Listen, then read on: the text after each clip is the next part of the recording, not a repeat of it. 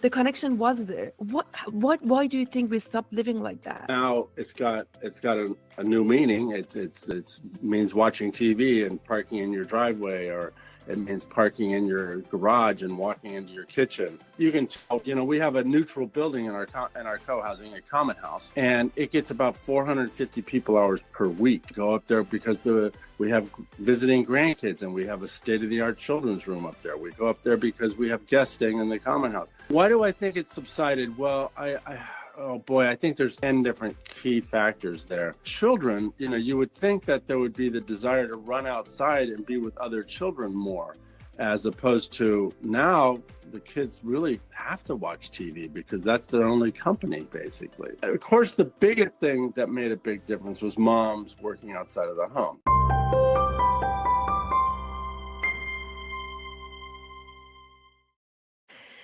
Welcome to Andisha Parenting. Today, I have the great honor of welcoming Charles Durret to the podcast. Charles is an architect, author, and one of the leading voices in the co-housing movement in North America. He introduced the concept of co-housing to the United States after studying communities in Denmark, where the model was first developed. For more than 3 decades, Charles has been designing, building, and advocating for neighborhoods that are intentionally created to foster connection, collaboration, and a deeper sense of community. He has worked on 55 of co-housing projects across the country and has written extensively about the subject, helping thousands of people imagine and realize a different way of living. One that addresses not only housing, but also some of the deeper social and cultural challenges we face today. I'm so happy to have you today here, Charles. Thank you so much for joining my podcast. Thank you for having me very much. Thank you. Awesome. Let's get started. This is the question I want to start our talk today. What's the problem you have dedicated your life to solving? Well, human interaction. We're a social being, but we can only evolve and grow if we know how to get along with each other. If we can communicate and collaborate and cooperate, then we have infinite possibilities for reaching our potential as a viable society and as individuals. So I grew up in a small town, which I perceived as high functioning, very high functioning. In fact, I lived in that town about half time, and I lived in the suburbs of Sacramento about half time.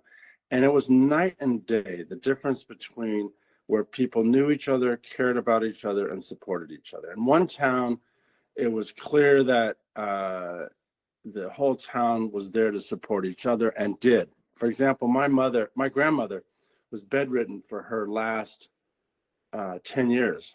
And there were 15 different townspeople who took care of her over those 10 years. I lived far away, including Europe and such. And that was just what they did. In the suburbs, it was estranged, atomized, separated.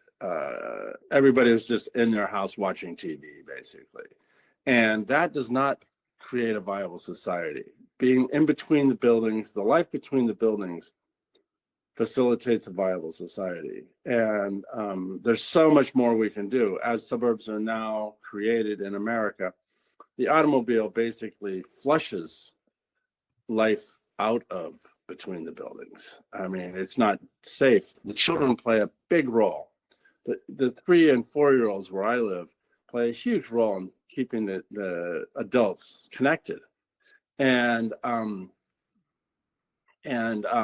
people don't let their 3 and 4 and 5 and 6 and 7 and 8-year-olds go out alone when there's the threat of an automobile everywhere. So in a driveway, in the roadway, you just can't depend on everybody being conscious. And even if you could, they're small and they're hidden. And there's got to be a place for them to play, a commons of consequence. And there's got to be a place for the adults to commune, a commons of consequence. There's got to be an ability to sit down and have a cup of tea with your neighbor on neutral territory. that you just walked outside of your house to do, and a sandbox nearby for the 2 and 3-year-olds to play in while you're chatting about childcare and ignoring your kid at the same time. But that's It's like a vision. It's like a vision you had in life, and you experienced it, and then you experience something different, and yeah. you realize how different. And you know, this is how I feel too. This is not the way that we should live. This, and you, because of you had experience that, you knew that, right? Yes, ma'am. And I was walking, you know, I went to the University of Copenhagen for a year, and I was walking to the train station one day, and, you know, walking through suburbs, no life between the buildings, walking apartments, no life, condominiums, no life. There was an assisted care, no life. But there was this one community that just about every time I walked by, there were people talking to each other outside, even if they were just standing on the sidewalk, but more likely in the good weather, they were sitting on a picnic table, having tea, peeling apples, or doing something useful together. 4 or 5 people looking into the hood of a car. It was just incessant. So one day I stopped and I asked Kirsten, I said, hey, I learned her name was Kirsten. Hey, what's going on here? This is so unique to me. And she said, well, you know, her husband grew up in a viable neighborhood, high functioning neighborhood. She grew up in a high functioning neighborhood, and she was motivated to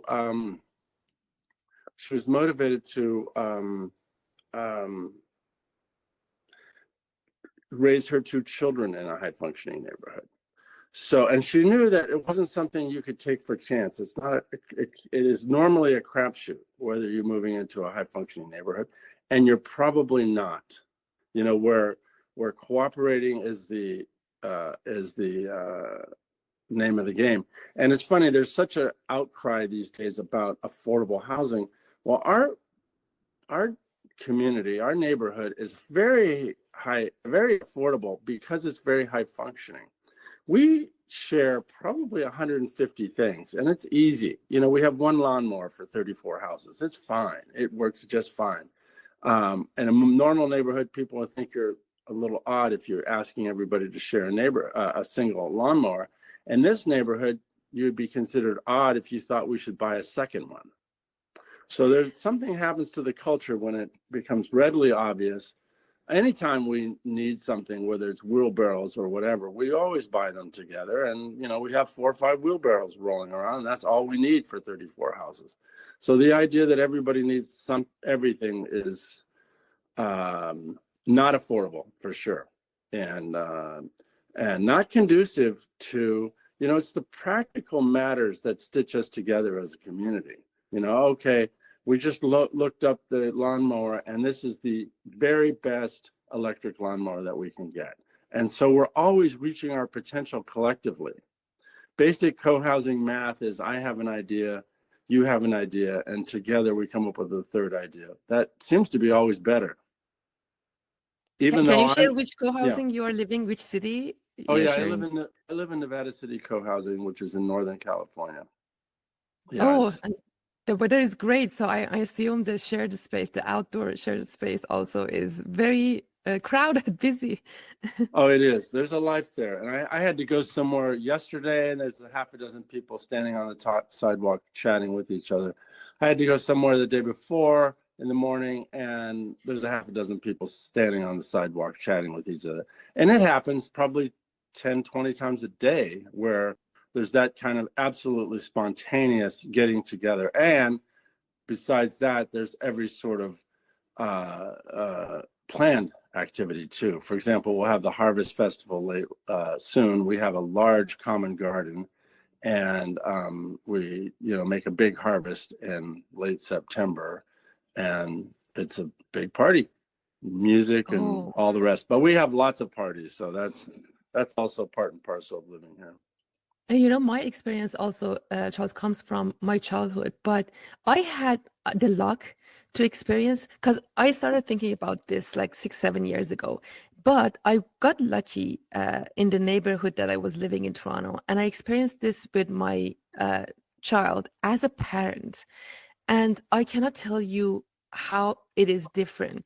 My daughter would just get out of the house. We were living in a square, so it was not busy, and it was our windows was toward the street, so there were many eyes on the children. So 7 years old, we felt confident that we can watch them, and they know if the car is coming, they can get out of the street. So for 7-year-old, it's okay. I don't feel confident for example, 3-year-old. Somebody needs to hover over them.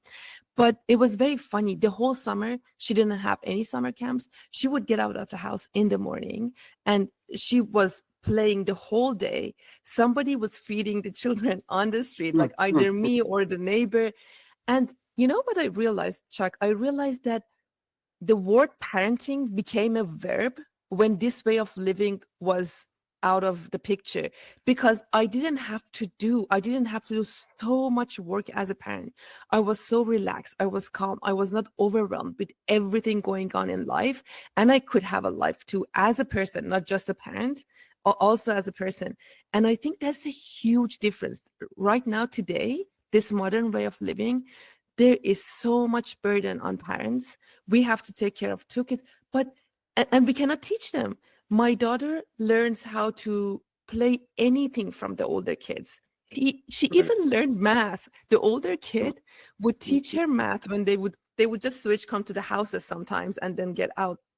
And I'm like, we think that we are teaching our kids with lecturing them about, for example, don't brag.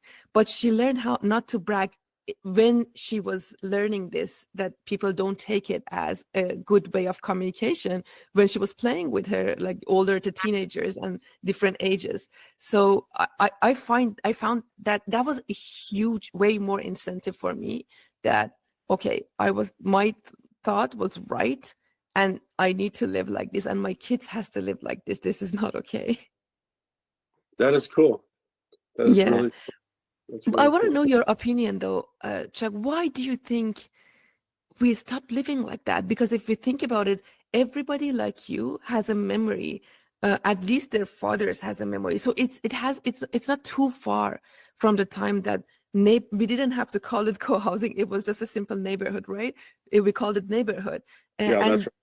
the connection was there. Why do you think we stopped living like that? Well, first of all, I want to say that co-housing became a word because it needed to be known in Denmark. It's called bofællesskab in Denmark, but it needed to be known that this is a conscious act here to make a viable neighborhood. So they still use the word neighborhood, of course, just like we do.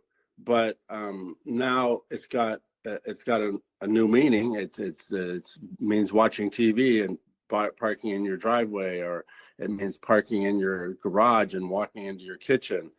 It's very diluted, of course, and so they wanted to overtly say that we're not creating anything new. I mean, there used to be neighborhoods everywhere.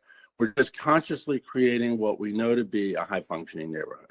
And Mhm. you can tell, we have a neutral building in our co-housing, a common house, and it gets about 450 people hours per week. That's a lot of use, and it's all voluntary. You go up there we go up there to have common dinner a few times a week. We go up there because we have visiting grandkids, and we have a state-of-the-art children's room up there. We go up there because we have guests staying in the common house. We go up there to do our laundry, just like in the old days when you might go to a neutral place to do your laundry. So why do I think it's subsided? Well, oh boy, I think there's 10 different key factors there. Some people think it was very physical. As soon as the air conditioning was invented, no people were not sitting on their front porches any longer. So as soon as the houses got bigger, they became more of a castle and more self-contained. But it really doesn't make sense because, when we got fewer children, you would think that there would be the desire to run outside and be with other children more, as opposed to now the kids really have to watch TV because that's their only company, basically. And you hear adolescents say all the time that I got all of my language from TV because there was no one in the neighborhood to talk to, and my communication with parents is limited. So as as our mythology also grew towards having more individualism into the conversation, then we really did, recluse back to our castle. We didn't see that we need each other necessarily as much. We could buy our way into, we can very much use consumerism to buy my own wheelbarrow, to buy my own lawnmower, etc. Of course, the biggest thing that made a big difference was moms working outside of the home. Those demographic, that reality shifted everything. And when mom started working outside of the home, she wasn't around to stitch the neighborhood together in the same way. And especially the children were the major viaduct for that. And the moms would talk about the children, and the moms were resolving issues all the time. And they needed and wanted each other. Now moms get their community at work, and there's nobody home next door anyway to commune with. So the social dynamic has shifted immensely. And we don't belong to as many clubs or anything. We don't play cards with our neighbors like we used to. We don't play checkers. We don't play dominoes. I mean, if you go to Italy, I just was in Malta. It was amazing to see 5 people on the sidewalk playing dominoes over and over and over again. But the landscape allowed for that. Not every street everywhere was dedicated to automobiles. A lot of streets were not dedicated to automobiles. If you go to a town like Tübingen in Germany, every other street is dedicated to automobiles, and every other street is dedicated to people. It's a different life on those streets where the street is not dedicated to automobiles. Oh my God, there are 2 points that I want to emphasize. You talked about, Chuck, here. One is, it was very interesting, your view on, and it totally makes sense to me that the moms, they are working, and that's a huge part of making a connection, plus the kids. And I can see the same thing happen with the kids, because not many kids are on the street anymore. And because we don't want our kids to watch TV the whole day, it turns out that people start over-scheduling the kids too. So the kids go to school, like, first of all, there is free, I call school free babysitter when they go to school at 4 and 5, to be honest. 4 and 5, like there is no, in my opinion, there is no necessity of teaching kids how to read and write at 4 and 5. So it's a free babysitter. And then even after that, sometimes we schedule our kids to go to another extracurricular. And to be honest, I think we are taking something very important from our kids. At the same time, we have to, because if my kids are the only kids on the street, then again, I have to be with them. I still do that. We still go on the street, we bike around because it's a dead end. But all the time, I'm the only one. And where are the playmates? Like, she has to learn from them. The other thing you mentioned, I'm very interested. You said that the architecture, because you're an architecture, I want to hear from the architecture point of view. You said that in Malta, some streets were built so they could play. Can you elaborate on that? How is current street doesn't advocate for that way of living, and how do you architect a co-housing that it actually motivate and make people to connect more?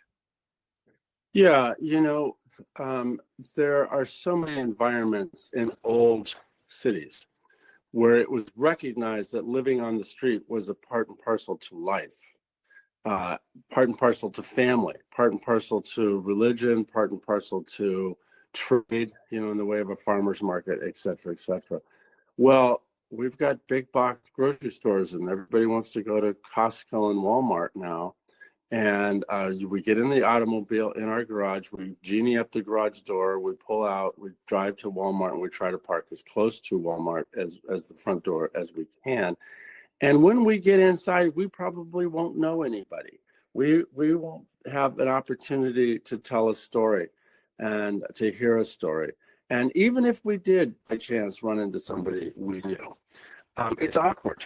The landscape is not set up for 2 people to sit down and talk with 3 or 4 other people and have a cup of tea. It's just awkward. If you could, now stores do have Starbucks, for example, inside them, and there's always one person sitting there because you don't know each other.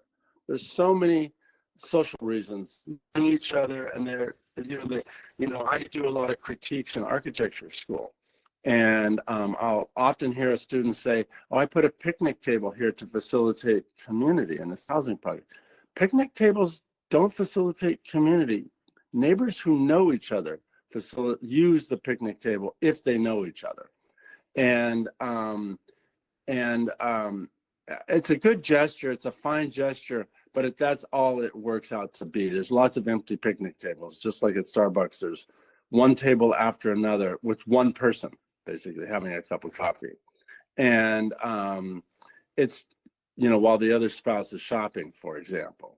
And it's, the architecture either stitches us together or it pulls us apart. And today it very much pulls us apart. And it makes all the interstitial, the life between the buildings, dangerous.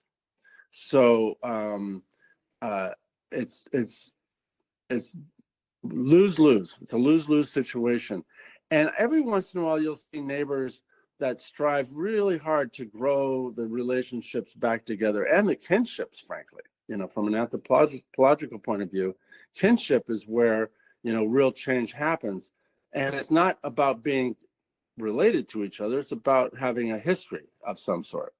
And in regular neighborhoods, you'll see people work so hard to have a block party once a year. And then we have another problem, which is most people don't know what community is necessarily. I was doing a project in Sacramento recently, and this one woman she got up and said in the public hearing that, we don't need co-housing, we have community. And a few minutes later, I met somebody else in that community that lived on the street, did, and I walked him, introduced him to her, and they didn't know each other. So they, sometimes if there's even a tenuous situation in our society, we feel like we have community. I'll say that the easiest project I ever designed was in Emeryville, California, because most of the people that lived there were immigrants, or that were planning that project were immigrants. And they all knew what community was. It was just dead clear. They knew that their life would be easier, more convenient, more practical, more interesting, more fun, more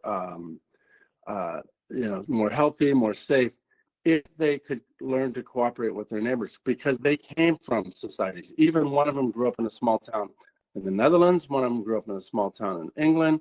Otherwise, it was South Korea, Mexico, China, Taiwan, and even Japan has great neighborhoods outside of the cities.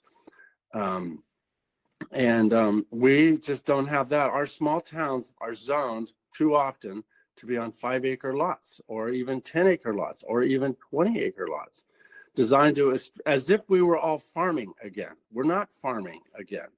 And we don't have 6 kids running around the house. We have 1 or 2.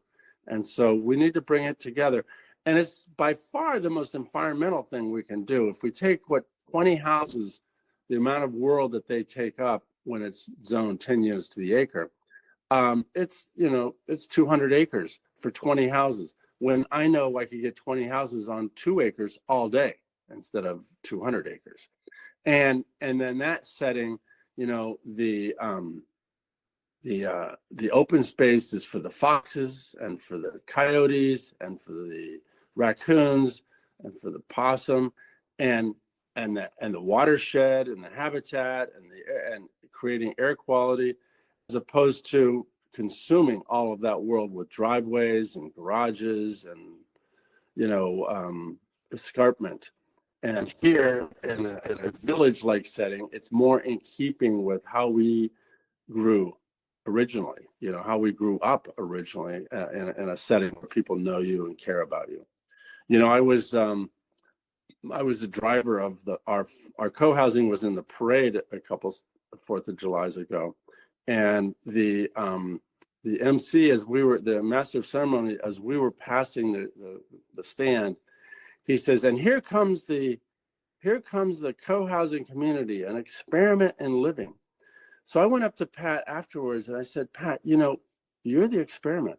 The single family house estrangement is an experiment that got started early in this country because it was clear that divide and conquer really works. It's the best way to manipulate the society, and that it creates a heightened level of consumerism. If you live away from your neighbor, you have to buy everything. You have to have your own wheelbarrow. You have to have your own lawnmower. You have to have everything, and you have to repair everything. So it's a great way to keep people busy. You know, Herbert Hoover, the forward to a book in 1919 that was encouraging everybody to move to single-family houses in this country. It's very, very big, very, very popular book, and it was widely distributed and subsidized by the U.S. government. And in that forward to that book, Herbert Hoover writes, "Any man who owns his own house will never be a communist. He's too busy painting the fence and mowing the lawn." So all of that, you know, busy work is really useful to the politicians, so you don't really pay attention. You can't pay attention. You don't talk to your neighbors, and you don't have town hall meetings there either. Where I grew up in Downeyville, California, if we had a problem like the 1973 oil crisis, we had a town meeting. That was the first thing we did. That was the absolute first thing we did. Now we're going to carpool to the grocery store. Now we're going to carpool to skiing, for example, all of that stuff. So that was the natural and obvious first response to a national crisis.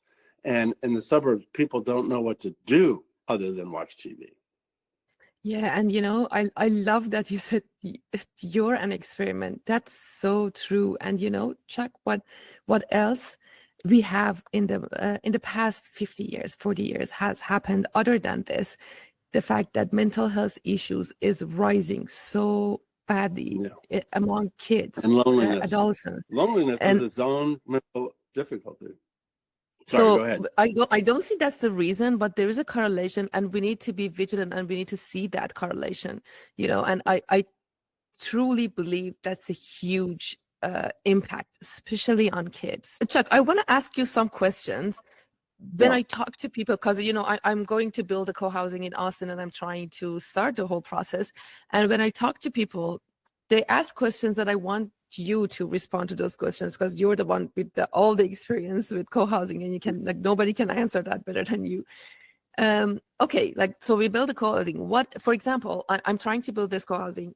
For example, I'm looking for a 6 to 10 acre land, and I'm planning to build 30 units. And I'm going to find the first 10 people, and we're going to have all the sessions together. Once the developer invests on the whole land and the whole project, then we are selling the other 20 units after that. In this process, what if I hate one of my neighbors? What if I don't like them? What if I don't get along with that neighbor? Yeah, I mean, you know, people ask me who's suited for co-housing, and I always say two things. One is that you know how to listen, because if you're going to do co-housing math, 1 + 1 = 3, I have to listen to my neighbor, and you always get the better solution, and you learn.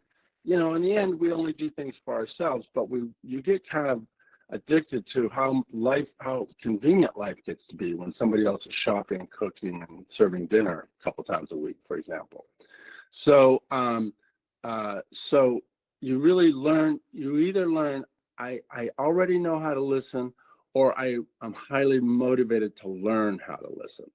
And if you don't do one of those two things, then you're in trouble. And those people drop out. They simply drop out. I can tell you from my own project, there was a lawyer in the group, and he was used to being listened to, not listening. So he just couldn't stand it that nobody was just by default listen to him. And dialogue and discussion and argument are just part and parcel to coming up with the best solution over and over again. Okay, so that's one. And then two, you know, it is, you know, people often fear, what if some asshole, some idiot moves into my co-housing? And it even gets worse than that. It could be you. And that's, the people who worry about it tend to be the ones who they know why they worry about it, because they know how difficult they can be. But again, you know, we've had some difficult people move in here. And by far, the change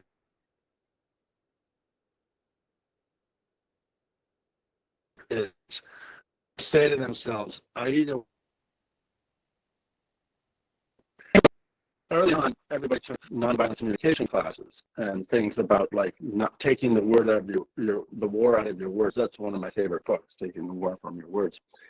And you know, there's no tolerance for anybody raising their voice. There's no tolerance for somebody talking over somebody else. There's no tolerance for talking out of turn, because you recognize if we're going to make this 2-hour meeting a 1-hour meeting, we have to do it like this, and everybody takes their turn and we get through it. And there's no time for any regressive behavior, basically. So, and you become a non-voice immediately if you exert any hierarchical, hey, I know all about this. That doesn't fly. You know, you have an opinion and we want to hear it, but we don't want you assuming some, you know, higher level of authority or even knowledge necessarily. Put your argument on the table. It either carries the day or it doesn't. And it's not going to be because of your qualifications and your career expertise. It's going to be because you made a good argument. Because some of those things change based on context. Co-housing is its own unique context, basically, where everybody has a voice, everybody has an opinion that really adds up to a much better opinion than any single individual. So, you know, those are the two things that I would say. And basically, you know, I don't know how you get around even the fear outside of, you know, I come to towns all the time and do a public presentation. And these days there's 2 or 3 or 350 people that come to us. What really works is everybody hears the same thing at the same time. You know, one person will ask that question, Andy, and that all 350 people hear that answer one time. They agree with it or whatever, but they will take an attitude of, okay, let's see what happens here, as opposed to rejecting it outright, basically. We'll see if we can make this work, as a refrain that I hear a lot. And if a group chooses to make it work, they will make it work, period. And so, you know, I do a workshop with the group on the process, because I don't care if you have all the money in the world and all the land in the world. If you don't know how to work together as a group, you don't make a co-housing community. And I think I read that in your first book, Creating Co-housing, a few years ago. And it was very interesting to me, Chuck. I loved that. It was, I think, the last chapter. And we were in a community. It was not a co-housing, but community of friends that we just got to know each other. And that chapter, I learned a lot from that chapter, not just for the co-housing, for any community that we are in, a book club or a group of like friends that we just got to know each other. I say this and I encourage people to go read that book, because I learned a lot from it. And thank you so much for writing that book. It was very eye-opening for me. That was the first book that I read about co-housing. And you know, the other thing that I want to add, and tell me if you agree with this, I think that, you know, when you have a relationship with your neighbors, maybe you become close friends with some of them, but co-housing doesn't mean that I have deep, close relationship with everybody. A neighbor relationship is another relationship, supportive, you know, intentionally we support each other, but we don't have to be close friends with everyone. Doesn't mean like that, but Exactly. And you won't be. Yeah. There'll be people that you just say hello to and that's it. There'll be some people that you go over to their house for dinner, and there'll be some people you go out for beers with on Friday night, and one thing or another. And that's just part and parcel to life in a neighborhood, basically. Exactly. So I think people sometimes when I talk to them, they imagine that, oh, it's like a cult that people like we have all friends. No, we are not all friends. We are neighbors, and with some neighbors you make a relationship, with some of them you just say hi, as you said. To be honest, I'm so scared of the way that I'm living right now. I kind of don't get it when people are afraid of that. The other question they ask me, Chuck, is, what if I decide to sell my house? Yeah, I mean, it's a little bit of problem in co-housing in America today, because when people sell their houses, they appreciate a lot faster than non-co-housing communities.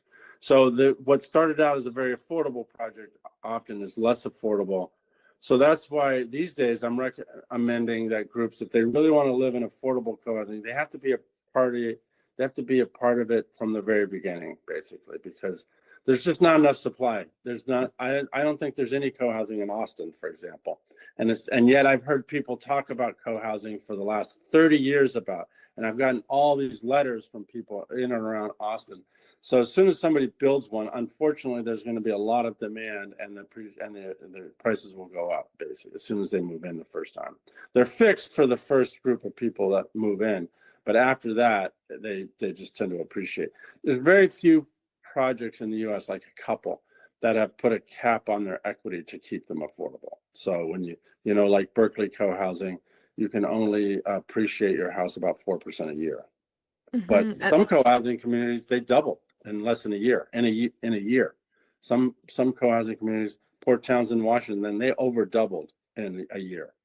So financially is but the other concern they have is they cannot. So basically, I cannot sell it to anyone, right? No, you can't. I mean, the way we do it here is we don't choose the buyer. The buyer chooses us. So we're just really clear about who we are. So for example, if you live here, you sign a thing that says you will cook dinner for your neighbors once a month. And then you can come to dinner the other 20 times a month if you want. But you will do 48 hours of common chores a year. And it's nothing. But as soon as you have those agreements, then nobody feels like they're being taken advantage of. And people who sign up for 48 hours end up doing 100 because they want to. That's all. The landscape committee, I think they easily put in 100 hours a year because they love landscaping together. The garden committee, the vegetable garden committee, they put in easily 100 hours a year because they want to. But they only want to because everybody's got a minimum amount of time, and so nobody's taking advantage of anybody. That was a really good point. The buyer chooses us, and they know what they are getting into, and most likely that's a good match. That I never thought about it that way. Thank you. Okay, one last thing, Chuck. Now that I have tried this before. When I want to start, and you said this right now before about the financial part. When I want to start a project, finding people who wants to commit to all the tasks that needs to happen for this co-housing, that part is hard. Once it is built, as you said, it's going to be a lot of demand. Like the house is there, the community is there, it's already built.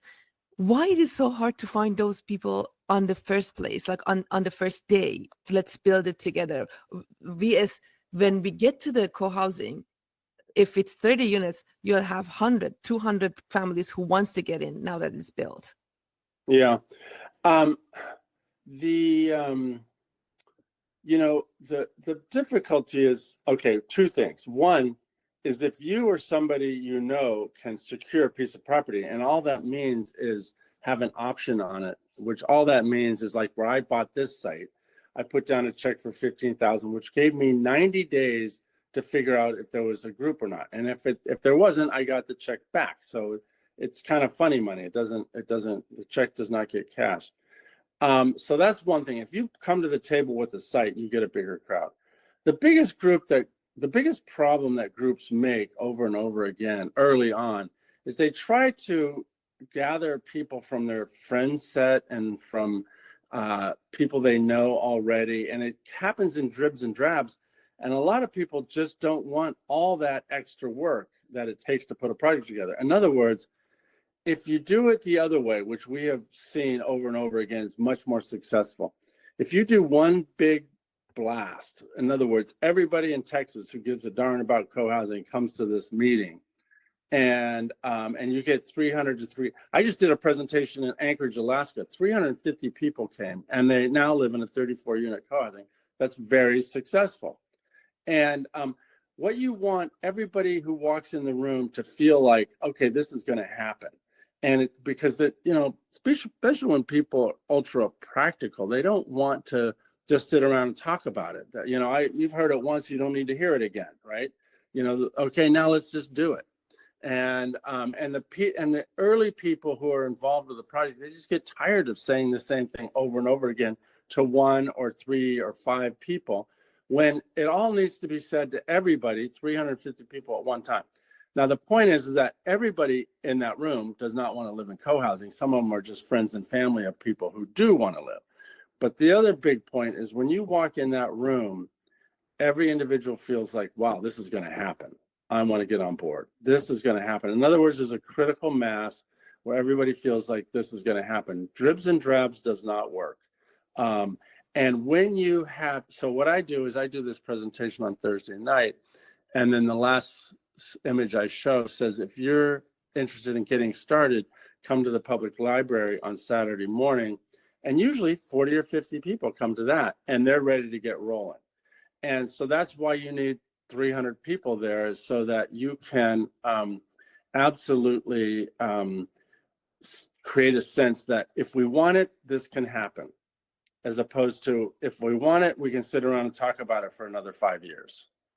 And if we want it, this can happen now, as opposed to much, much, much later. And there's just too much attrition, too much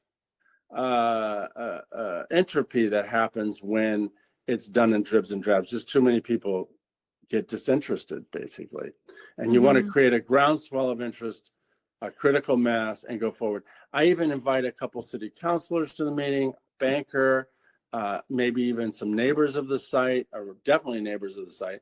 And everybody who walks in the room feels like if we want this to happen, it can happen.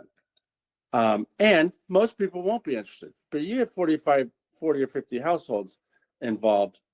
Well, here's the other big reason. It takes a lot of talent and capability to make it co-housing.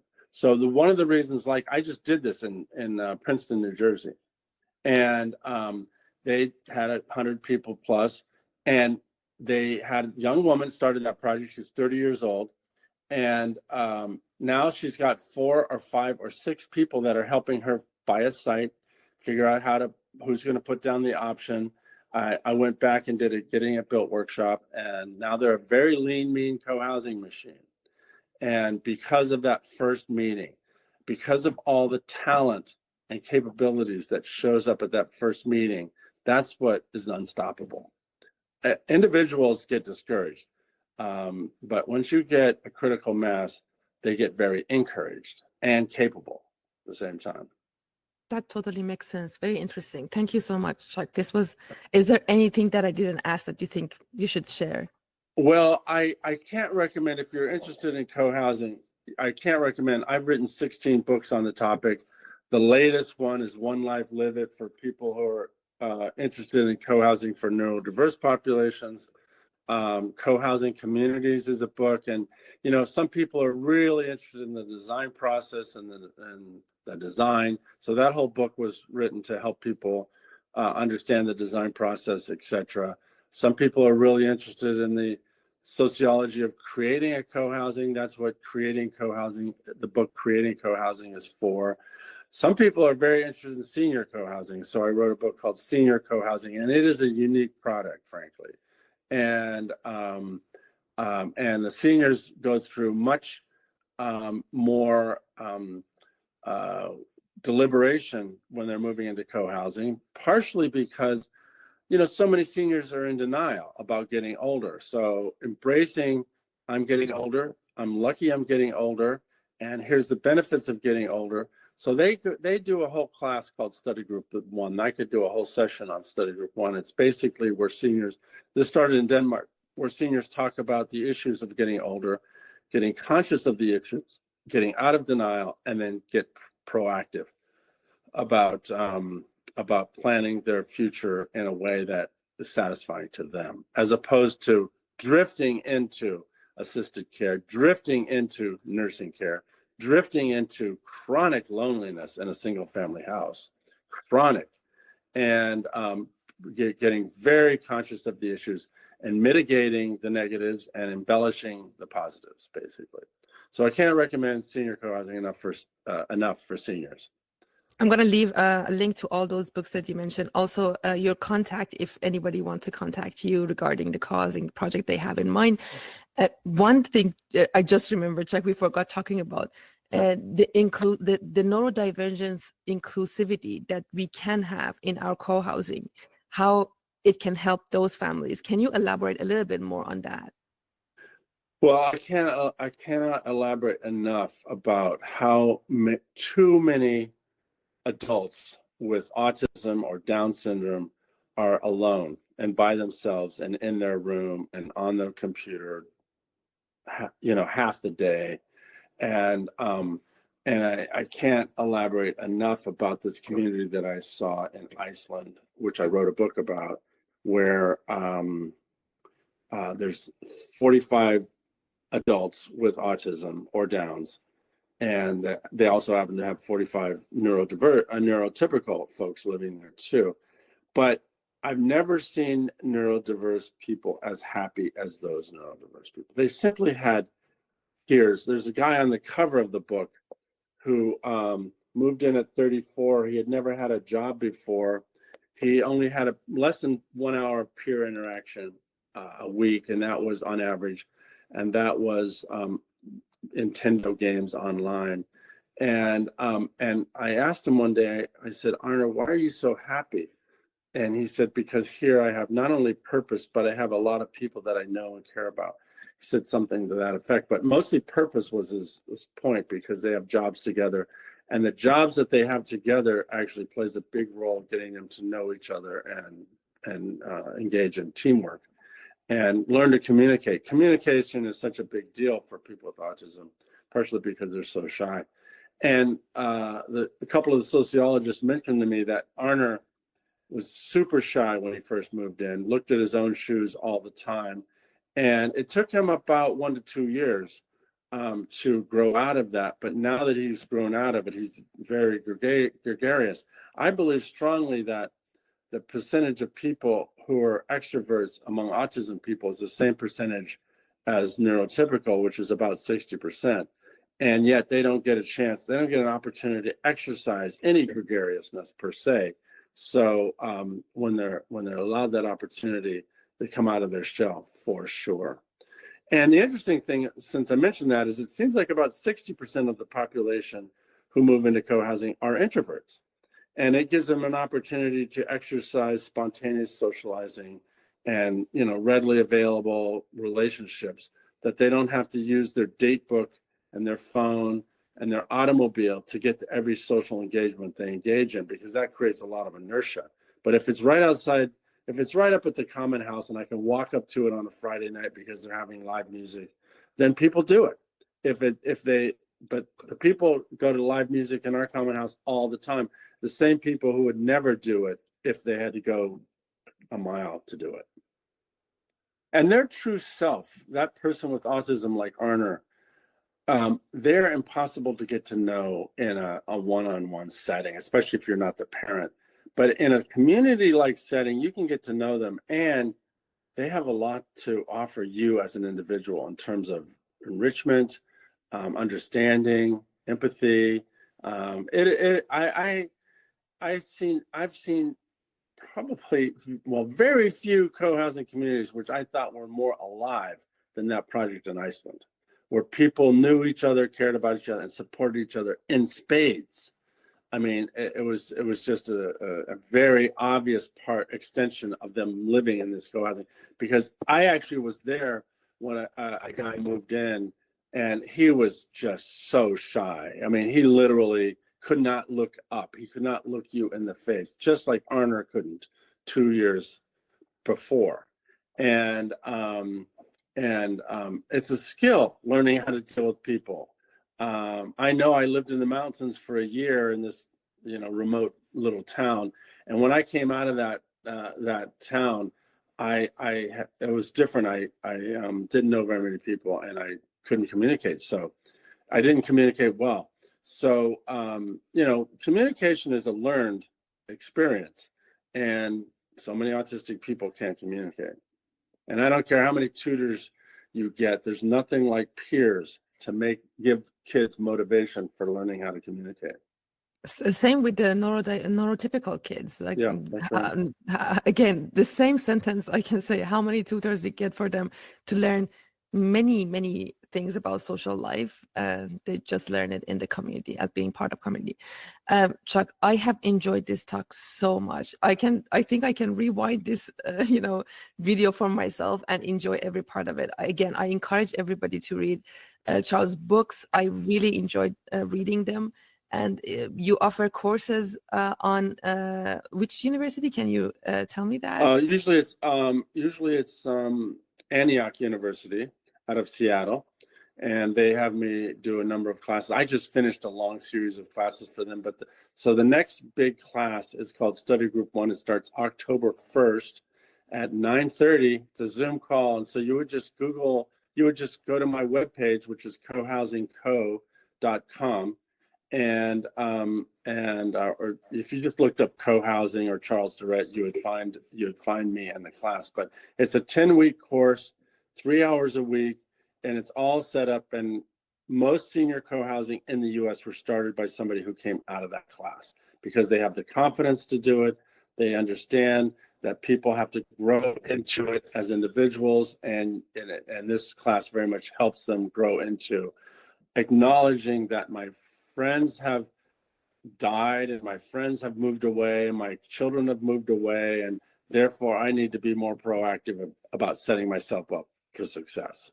Yeah, and I can confirm that I just finished our course, and I cannot say how much more confident I feel that I can do this compared to when I started the class, because I have a path in front of me and I know exactly what I need to do every step and what are the mistakes. So thank you so much for sharing your knowledge and your experience with us. Thank you. My great pleasure. Thank you so much, Andy. It was very fun talking to you, Charles. This was great. Thank you. Always I is. hope. Thank you.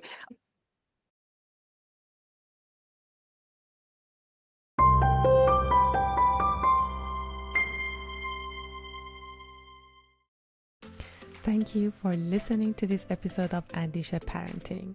If you enjoyed it, please take a moment to subscribe, rate, and share it with someone who might benefit. And if you have a powerful story or experience that could help other parents or children, I'd love to hear from you. You can send me a message on social media or contact me through the email I share in the description. Until next time, take care of yourself and your little ones.